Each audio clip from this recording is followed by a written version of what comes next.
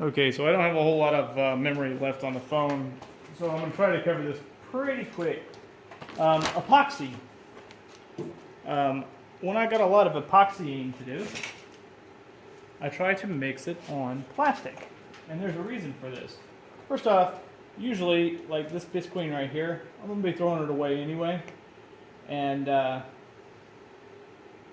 also don't have a lot of huge epoxy jobs. Usually they're small, though I try to keep lots of epoxy on hand. I currently have 6 of these bottles on hand. I try to mix it on the plastic, and there's a reason why. And the reason is that the plastic can also be used as a way to distribute the epoxy. And this is just for quick demonstration purposes. Alright, so once we've got the epoxy pretty well mixed, which this is not the greatest mixing job, so internet trolls, shut the hell up. Then you fold it into a triangle. So you fold it in half, and then here's my pocket of epoxy right here.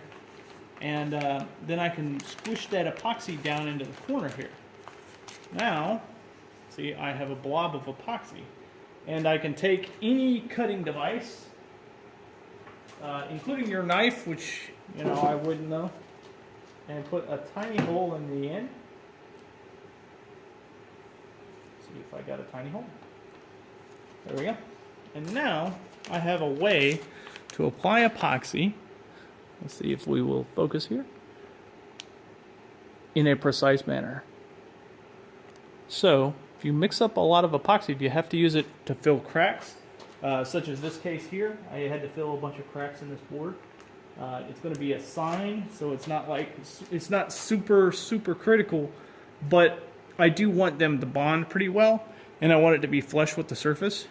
That's why there's so much on here, is because I've been scraping it down inside of the cracks, and now I'm just applying the finishing touches, the cracks that didn't fill.